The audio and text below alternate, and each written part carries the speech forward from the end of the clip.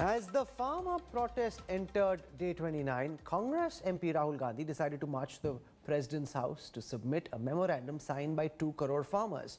His march was halted as his sister was detained. Rahul and 3 other Congress leaders were given permission to meet the President, but this was enough for the Congress MP to declare that India was no democracy. The BJP was quick to hit back, accusing Rahul Gandhi of piggybacking on the farmer protest. Here is our lead political story tonight.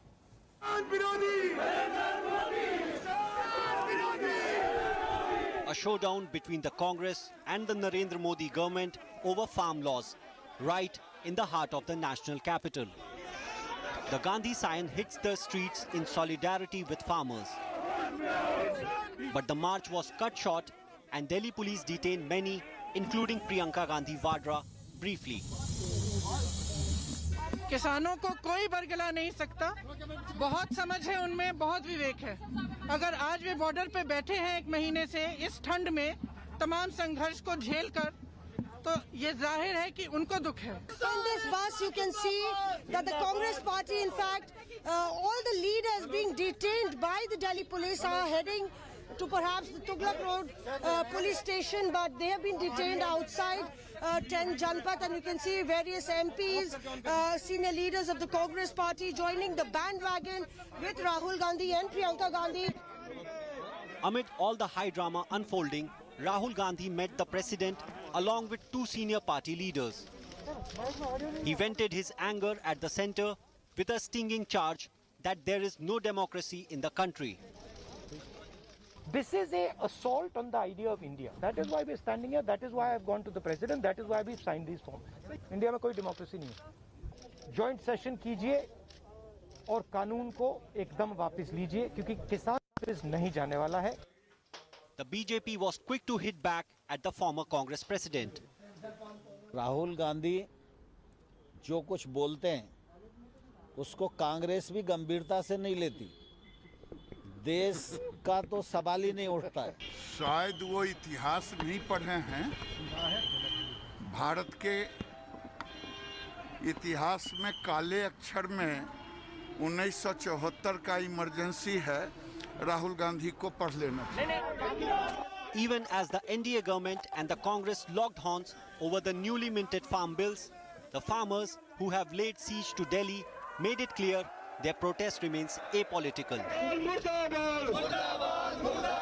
Critics may say the Congress party is on the ropes, rattled by a string of electoral losses. But that didn't stop Gandhi brother-sister duo from staging a massive show of strength in the heart of national capital to show solidarity with the agitating farmers. With camera person Nasir Khan and Maushmi Singh, this is Anand Patel in New Delhi for India Today. We have elections at the centre, we have elections in states. Bihar just happened, Bengal and Tamil Nadu and Kerala will follow. There are elections for municipalities, and Rahul Gandhi somehow thinks India isn't even a democracy. He's also calling Prime Minister Modi incompetent. Now, Rahul Gandhi calling the Prime Minister incompetent. Joining me on the democracy debate, I want to welcome first and foremost Dr. Sudhanshu Trivedi, Rajya Sabha Member of Parliament, spokesperson for the BJP, squaring off against Dr. Trivedi, Amiben Yagnik of the Congress party. I want to go across to Amiben Yagnik first.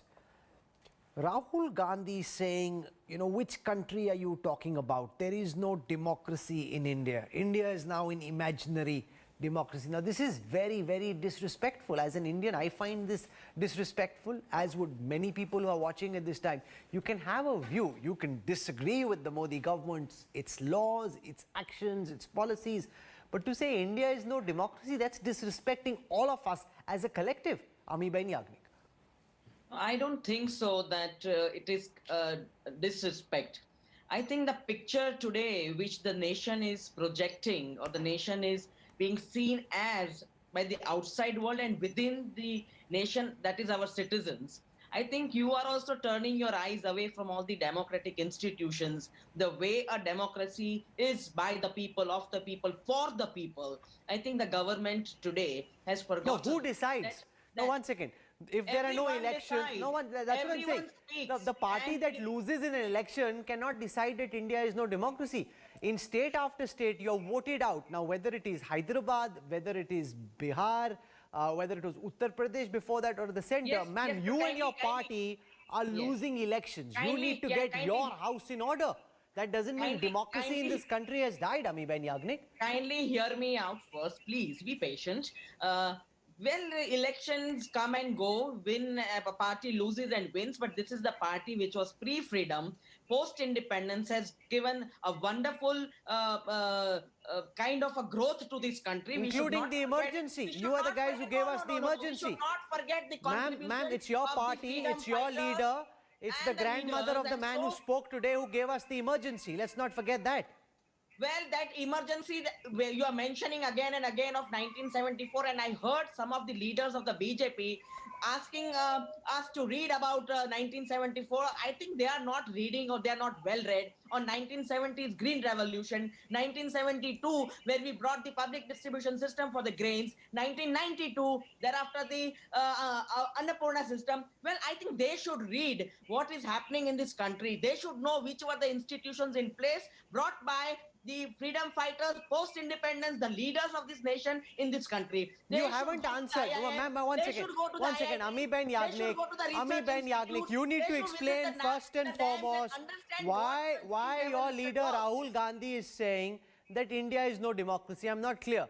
How does he even muster the courage to stand in a country when his grandmother jailed activist after activist, leader Well- after leader, journalist after journalist, and he's turning around and saying that we aren't a democracy right now? He's standing in front of Rashtrapati Bhawan saying exactly as he pleases, and that's being covered Yes. by the media widely. So how can he Rahul- turn around and say this is not a democracy? If this isn't Mr. democracy, then what is, ma'am? Mr. Kanwal, Yes? today's situation is being told by Rahul ji. Why are you going some 34 years, 35 years back? Why are you not looking at the ground reality? The students can't speak, the journalists can't speak, the Who's not farmers speaking? can't speak, I'm the sorry. government does not listen I to don't the understand. people of this No, nation. So what do you think in this is? fact, the voters of Bihar spoke and they spoke very loudly. You didn't like what they said. That's a different matter. That is You what I didn't like- That's what I'm mentioned. saying. The elections come and go. Just because The you are not elections come and liking go. what the voters are telling you, just because you aren't liking the way India is voting, you think there is no democracy. There are many in the Congress party who are saying there's no democracy in the Congress. Leader after leader has spoken. They're asking for elections. They want So Rahul Gandhi and the where are Gandhis the to step aside. democratic ways? Where is the healthy procedure of listening to people? Where is the dialogue? Don't go on electoral elections and winning. Tell me who is being heard in the country today. Tell us what are the procedures, fair and democratic procedures being followed. Why are you so afraid that everywhere you have to bring section 144? Why can't you listen to the voices of the people? Is this democracy? You please tell me. Okay, let You please tell me Sudhanshu where Trivedi in respond. which part of the world Okay, people are not the being government heard? needs to defend its own record. And the charges against your government are that institutions are being weakened, that you are imposing section 144 more frequently than governments in the past, and that Rahul Gandhi feels that there is no democracy in this country. Sudhanshu Trivedi, let's have opening comments from you. First, I would like to respond one factual point from the statement of Amiben Yagnik. You are saying that your government brought the Green Revolution, okay. Your government brought the PDS Revolution, okay. Your government brought the 1992 Annapurna Yojana, okay. And I will add one more. During UPA 2, the food grains were so much surplus in the FCI that it was getting rotten in the open, and Supreme Court has said that if you are unable to store, kindly distribute it free of cost to the poor. But it's still Essential Commodities Act or the cap on storage should be there. What a ridiculous logic you are giving. Ma'am, on one side, you are saying that we have progressed so lot, but still you want to stick with the 1955 Essential Commodities Act at the time when we were borrowing even wheat and rice from abroad. Now, coming to the issue of the democracy, a democracy sermon is being given by that party whose entire democratic leadership is Twamev Mata Putram Twamev, Twamev Bhagini Bhrata Twamev. Means to the mother, to the son, from the sister, to the brother, the biggest democratic dynasty is giving sermon on democracy. And one more thing I would like to remind. Yesterday was the anniversary of former Prime Minister Chaudhry Charan Singh, and tomorrow is the anniversary of former Prime Minister Sri Atal Bihari Vajpayee. Both were jailed. By whom? Both were charged with the treason. At the time, anti-terror law was not there, but the Baroda dynamite case was imposed on whom? George Fernandez, हाथ में हथकड़ी बांध के सड़क पे चलाया. And they are saying the champions of democracy. And forget about Indira Gandhi. Masroor Sultanpuri was booked because he has spoken against Nehru. In 1987, anti-defamation bill, which Rajiv Gandhi has to withdraw. Indian Express में छापा because the newspaper has published something against Rajiv Gandhi. So if they are trying to give a sermon on democracy, and one more thing, finally, now this is the digital age. Check कर लीजिए पिछले 6 साल में जितनी गालियां शब्द मैं बोल रहा हूं, गालियां मोदी जी, अमित शाह जी और बीजेपी को दी गई होंगी, in the documented history of India, none of the leader has been facing that type of dastardly words. अभी इलेक्शन में चौकीदार चोर है नारा लगवाते थे कि नहीं, ये ठीक है, कोर्ट का मिसयूज किया तो माफी मांगनी पड़ी. Still you are saying there is no democracy. In the DDC election of Jammu Kashmir, on the one hand, you are claiming that the Gupkar alliance has won. On the other hand, you are saying no democracy. I think whatever Rahul Gandhi is saying, it is his habit that he keeps on saying always, जिसे मैं हिंदी में कहूंगा, वो आदतन बोलते हैं, फितरतन बोलते हैं, शरारतन बोलते हैं, इसलिए उनकी बात को कोई गंभीरता से नहीं. And because he says the kind of outlandish things he does, nobody takes him seriously. I mean, here's Rahul Gandhi, who's failed every election test he's faced, including losing on his own family seat in Amethi. He's calling the Prime Minister incompetent. I mean, someone like Rahul Gandhi is judging the competence of possibly the most successful politician India has seen in this generation. Amiben Yagnik? I mean, you've got Rahul Gandhi now giving certificates of competence or incompetence to Prime Minister Modi. Mr. Kanwal. Yes, Ms. Yagnik. The way you are also rattled and the BJP spokesperson is rattled, that you have taken the word democracy so seriously, that means it has hurt you to the teeth. No, one second. We are proud of our democracy. Amiben Yagnik, hold your thought for a second. Amiben Yagnik. No one is rattled. We are proud of the fact. Let me frame, one second, Amiben Yagnik, calm down. Let me frame this debate correctly so that you hear what I'm saying. I am irked by the fact that India's democracy is being disrespected. Okay? No one is rattled in the least bit. This show, this network, time and again has criticized multiple actions of the Prime Minister and this particular government. You want to contest them, you fight them in an election. You don't win those elections, it doesn't mean that you say that India is no democracy, because that's not just a comment on the government of the day, that's a comment on our country and every person who resides in it. Because keeping the tradition of democracy alive is as much my responsibility as it is yours. And if you think India is no democracy, you need to hold the mirror, speak to the G23 gang who's telling you and the Gandhi family that there is no democracy in the Congress party. Listen to what they're telling you about the way you are running your own activities. See, Mr. Kanwal, the issue is that we are talking about India's democracy. Don't take it but why not? Level. No, one second. How can you decide what you want to talk about?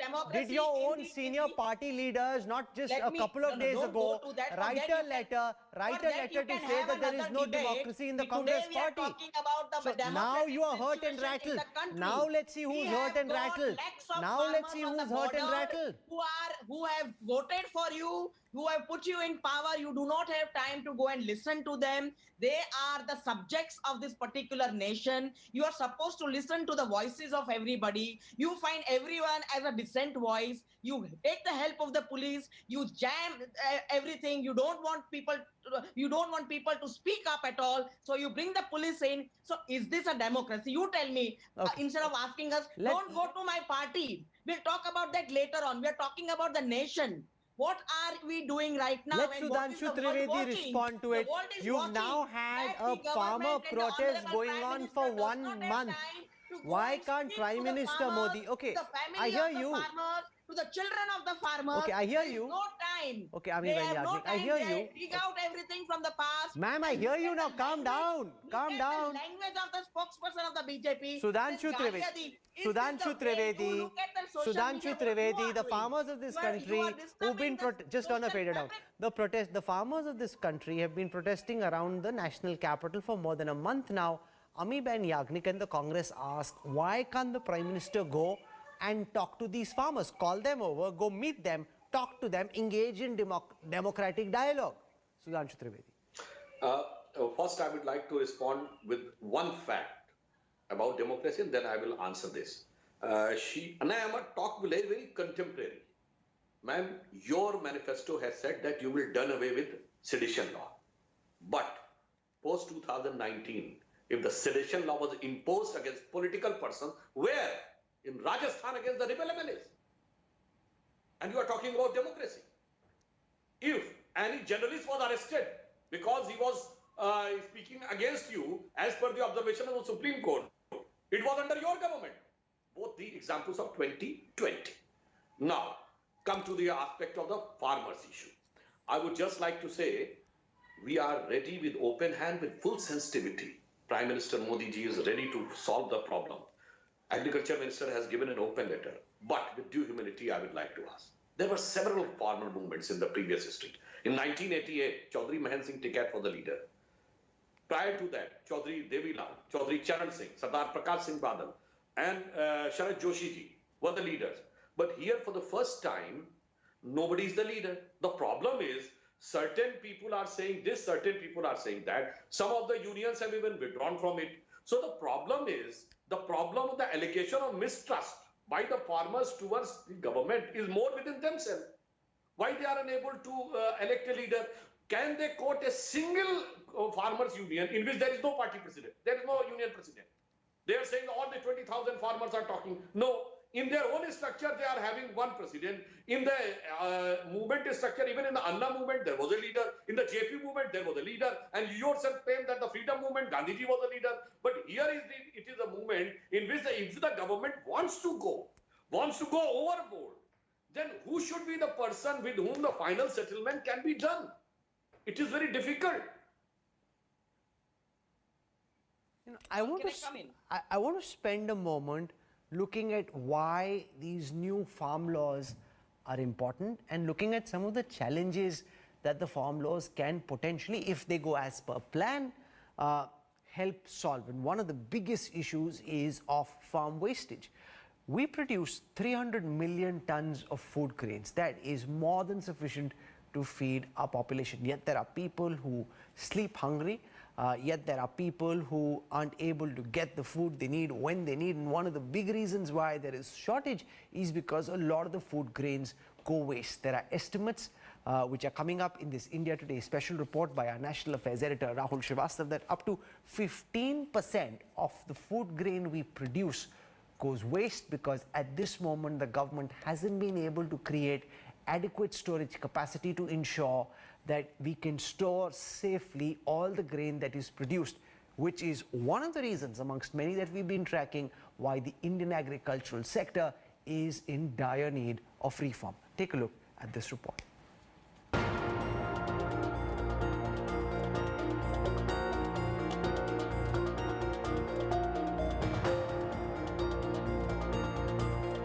Heaps of rotting grains made headlines some years ago. An extraordinary paradox of surplus and waste. Earlier this year, the government insisted it has significantly controlled waste at FCI warehouses. Then Food Minister Ram Vilas Paswan said less than 0.5% of the total procurement had been lost since 2015-2016. It's not much. That's what successive governments over decades have been saying when it comes to wastage of food grains. But it is also a fact that while food grain production has gone up, storage capacity at different levels has terribly lagged behind. That's why every time a bumper crop nears harvest, the Food Corporation of India gets a headache. In Madhya Pradesh's Rewa district, 9.5 lakh quintals of paddy has been procured. But in this facility outsourced by the FCI, most of it is stored this way. Out in the open, some of it covered with just tarpaulin sheets. At this FCI warehouse in Deoria, food grains are either stored in dilapidated sheds or outside. ये उत्तर प्रदेश राज्य भंडारण निगम का रघवापुर godown है, जिसकी क्षमता लगभग 12,000 metric ton है, जो FCI जहाँ पे अपना सेंटर पूल का स्टॉक यहाँ पे रखती है। इस गोडाउन में चावल की प्राप्ति के साथ साथ गेहूं का भी स्टोरेज किया जाता है। Storage looks efficient at this FCI warehouse at Barabanki in Uttar Pradesh though. Properly lit, large covered sheds and well ventilated. For now, the facility has received up to 20% of the procurement. Rice almost 8000 MT अभी तक हमारे यहाँ पे आ चुका है, जो बाराबंकी ज़िले की खरीद हो रही है उसका करीब 90,000 MT करीब हो चुका है खरीद धान, उसका लगभग 15 से 20% आ चुका है। But India's food loss goes beyond FCI godowns and wheat and rice. The country's total production of cereals stands at around 30 crore tons a year. The food agencies procure only a little over 1/4 of the grains. According to a 2016 study, the average range of losses for food grains, oilseeds and fruits and vegetables put together were estimated roughly between 4 and 16%. The three farm laws seek to bring in greater participation of the private sector in procurement and storage. A lot now depends how far the government is ready to accommodate the fears and demands of the protesting farmers. With video journalist Dilip Sahu, this is Manjit Sehgal in Chandigarh for India Today. Now that report, Amiben Yagnik, is just one reason why India needs to reform its agricultural sector, and this has been brought out by multiple Congress governments in the past. A lot of what the BJP government is doing at this moment is ironically present even in your own party's manifesto. You are absolutely right. We need reforms, but we don't need privatization and corporatization of the farmers' produce without even taking into consideration their views. They are the producers of grain, and we are an agri-centric country. We are an agricultural country. We have an economy that is based on a major portion of agricultural produce, and you have not bothered, this government has not bothered to once ask one union or the farmers, the stakeholders, that we are bringing these three farms, we are in such a rush. We have seen all the reports of the past yesteryears. There is no storage facilities, but we will not think of the storage facilities. We will usher in some kind of laws whereby you will completely be in a very compromised situation, but the corporates will take away all the grains and store, because the government cannot store. That's loony economics. One second. Where is the government supposed to get the money from? Unless you involve corporates, and you say the words corporates as if it's an expletive, which it isn't, because unless you involve private entrepreneurs and they start building some of these storehouses where you can refrigerate and keep our food grains at the right temperature and send them to the right markets at the right time to the right consumers, where is the government doesn't have some, you know, Manmohan Singh used to say that money doesn't grow on trees.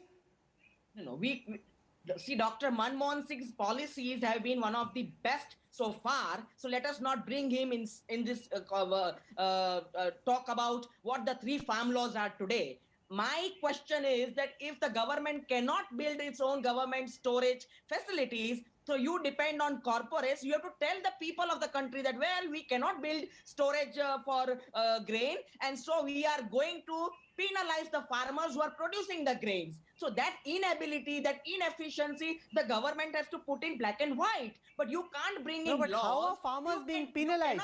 I don't understand. If a corporate, one second, because what you're saying is just completely inane. One second, ma'am. If a corporate builds a godown and they buy from a farmer because they're giving him a rate which ensures that he sells to them, how is the farmer being penalized? You're spreading so much disinformation and fake news. Thank God you said the word rate. Where is the MSP? The farmers, the stakeholders are just wanting to know, where are the MSP? Where is the MSP?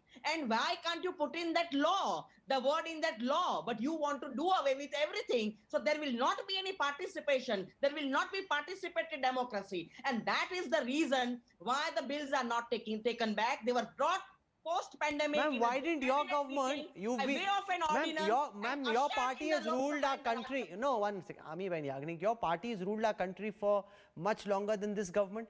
if MSP was such an important thing which is agitating you as much and needs to be as much a part of the law, you had so many opportunities to do so. Why didn't Manmohan Singh in his 10 years, Narasimha Rao before that, Rajiv Gandhi before that, or Indira Gandhi, or go back to Jawaharlal Nehru, why didn't they legislate MSP in law? I think you have forgotten that we became food secure. No, just answer my question. No, one second.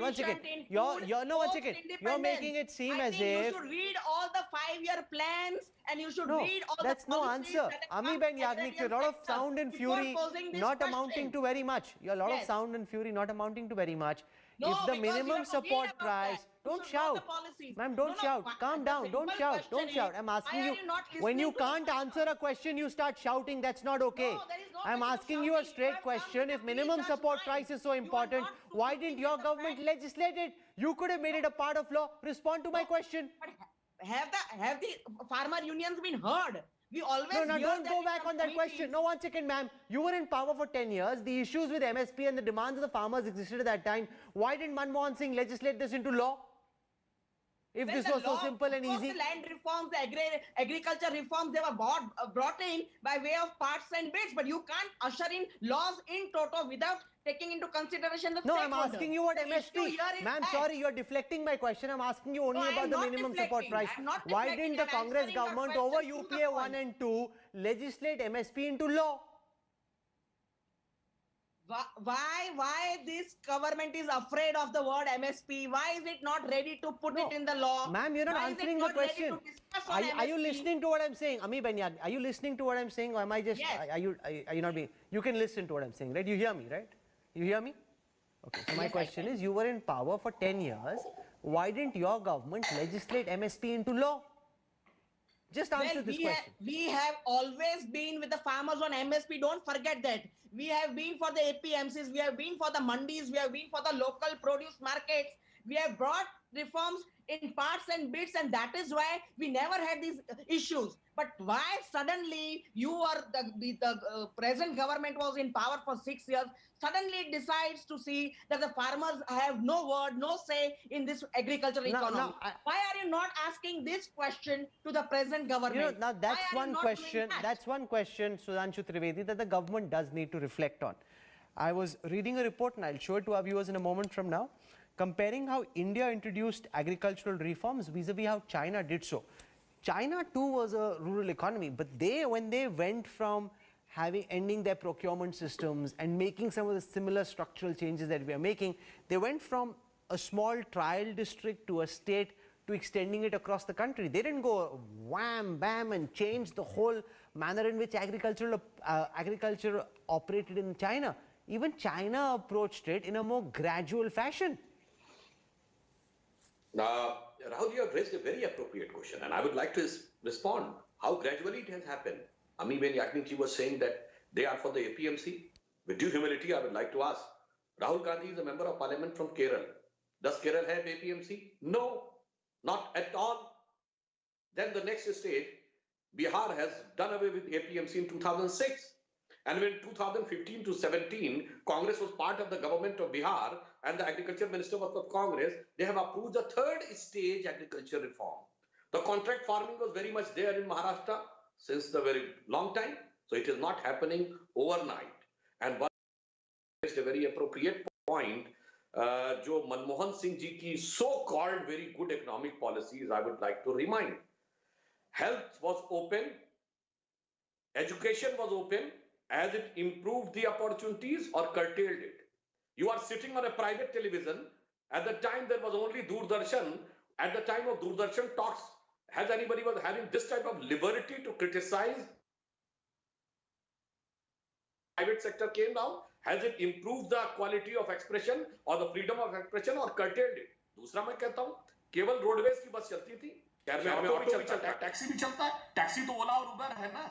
आप कहेंगे दिल्ली में सब केवल roadways पे चलना चाहिए line लगा के. Will it improve the communication or not? At the time, there was only watches were made by the government, HMT. At the time, only when the scooter was made by government, Scooters India. The television was made by government, Aptron. All these are improved. So Manmohan Singh ji की liberal policy का सबको फायदा मिलना चाहिए. Trader को, student को, health worker को, सारे डॉक्टर्स को, मगर केवल फार्मर को कैप्टिव रहना चाहिए. I am unable to understand. And second thing, Surjewala ji has said that the government was having no constitutional right to make this law because agriculture is a state subject. Only state can have the law. So I can say MSP will be declared by central government, but you can declare non-payment and non-purchasing of the MSP as a crime. Who is stopping you? Make the law in Punjab, make the law in Rajasthan, make the law in Chhattisgarh. I am unable to understand. Either Surjewala should withdraw its statement. बड़ी मजे की बात है. कहते हैं central government को बनाने का हक नहीं है, बनाने का हक स्टेट गवर्नमेंट को है. हम स्टेट से बनवाएंगे नहीं, मगर वही बात मुझे सेंटर से करवाना है. गजब है भाई. क्या चीज क्राइम है? ये स्टेट गवर्नमेंट को पावर है कि नहीं? Why do not declare the crime? The problem is those who are saying that the MSP should be made law, they are going to do the biggest disservice to the farmers. ये बताइए, आज तक कभी ऐसा हुआ है कि होगा चलिए डिसाइड कर देगी तो खरीदवा देगी? If you will say that product will be related to quality and if the certain time rain comes and the moisture content comes, अभी तक तो क्या होता है 100 का सामान 80 या 85 में मिल जाएगा, नमी आ गई. When the 100 will become a law, then either it will be 100 or कूड़ा. And with due humility, I would like to ask अमी बेन जी, आप मोबाइल खरीदने जाएं, केवल उसमें रैपर ना हो, पन्नी फटी हुई हो, 5,000 रुपए कम हो जाता ना, क्या सेम प्राइस पे खरीदेगा? कोई नहीं खरीदेगा. तो आप क्या करने जा रहे हैं? आप तो उस सेलर की ऐसी तैसी करने जा रहे हैं. उस दुकानदार के लिए तो वो कूड़ा हो गया. जैसे किसान लेके आएगा, जरा सी नमी हो गई, वो कूड़ा हो गया. फिर तो ब्लैक मार्केटिंग शुरू होगी, फिर वो थ्रो अवे प्राइसेस पे बेचेगा, फिर वो दोबारा आ जाएगा जैसा मंडी में होता है. All over the world it is tried, tested and failed that in trading government involvement is detrimental to the interest of the consumer and seller both. But unfortunately, whatever they have committed, whatever they are doing in their own state, in Punjab, there is no APMC for fruits and vegetables, but they are demanding APMC for wheat and rice. I am unable to understand how can the thing be good for fruit and vegetable which we purchase every day, but can be bad for rice and wheat which we purchase once in a month or once in a 2 months. I want an answer. I want to show our viewers this story which compares